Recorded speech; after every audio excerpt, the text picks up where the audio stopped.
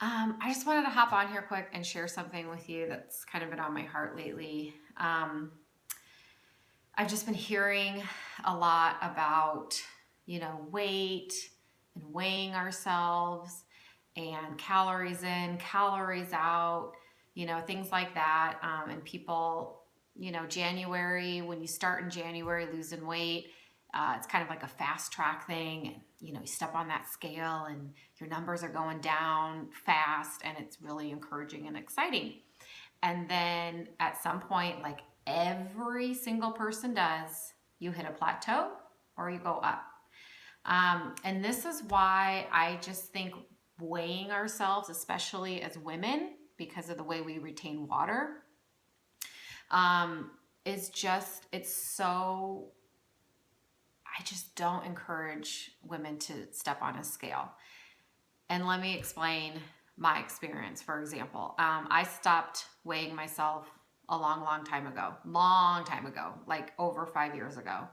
Um, and I've had babies since then, and I've nursed babies, and then I've started losing weight, and then I got pregnant again. And, so I knew if I stepped on a scale and started weighing myself and getting these numbers all in my brain, um, I was going to be pretty darn defeated.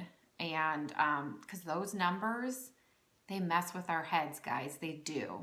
So they can, we can be on a great track and having great success, and one number going up, down, the same, not down as much as we wanted, whatever it may be, it can completely derail us and take all those wins out of our sails, and just make us say, well, why is it worth it? Because I feel like I'm not eating anything. Like, how it is. You guys know. So anyway, I stopped weighing myself a long time ago. It was a very good decision for me personally. And then, I started a year ago, like really, really changing my nutrition. And I had a goal to gain more muscle mass. So I most definitely stayed away from the scale because, as you know, muscle weighs more than fat. So if I'm trying to gain muscle mass while I'm still trying to lose my fat, there's going to be an overlap there where that scale is going to tell me some pretty awful numbers, right? But it takes time.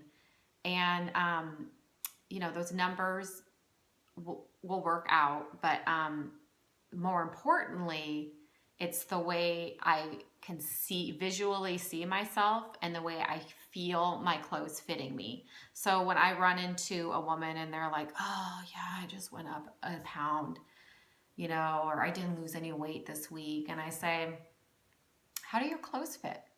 How do you feel right now in your pants? And they're like, well, my pants actually, no, they feel pretty good. Or yeah, I can tell my shirts are a lot looser. And I'm like, well, then who cares what that number on the scale says? That is just a number. Is how you feel. Do you feel healthy? Do you feel have more energy? Do your clothes feel a little bit better? Then it means it's working. And that number could be lying to you because you might have just gained some muscle mass and it's telling you gained weight when you actually just did your body a huge favor by giving it some muscle. So I was at the gym last week, and there is a scale in the restroom, and it's like a scale you would step on at the doctor, not a digital scale. So it's a very accurate scale.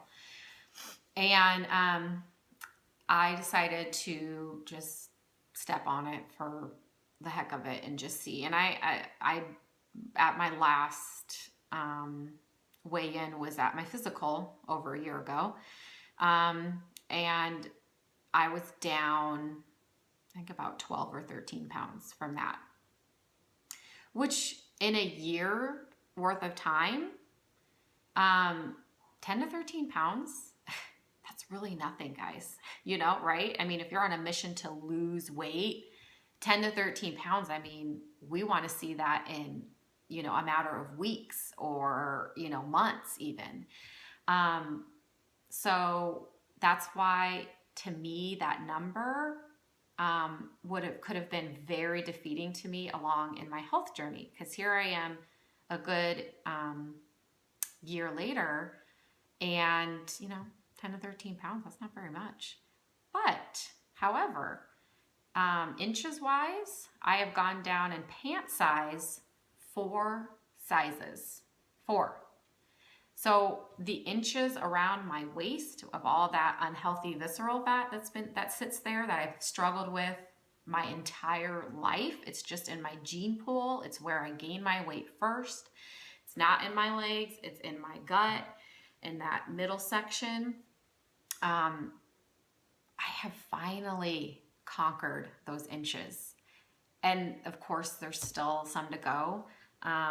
But it is so, that is what gets me so excited. And that's what matters most. So I just want to encourage you guys to maybe take a break from the scale, whether it's for good, whether it's a year, whether it's several months, and focus on gaining muscle mass and how you feel in the clothes that are on your body.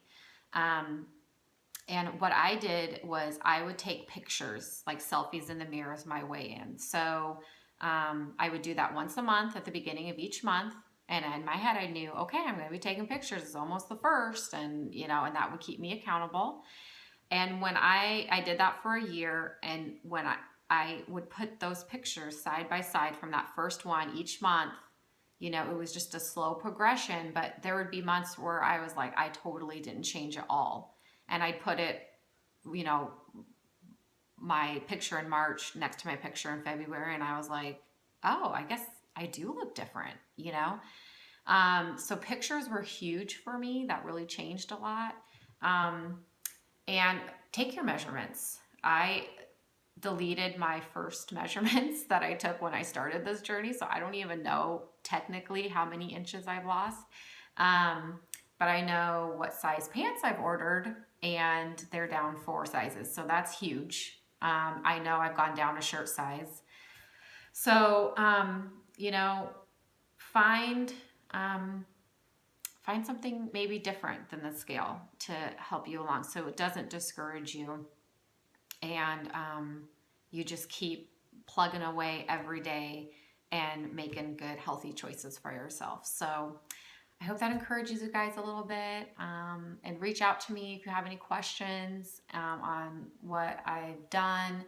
And I'd love to coach you along and encourage you and be your cheerleader. I just feel like that's the position God's put me in my life right now, is to help and encourage other people. So please reach out to me if you need someone to help you along with that as well. So thanks, guys. Talk to you later.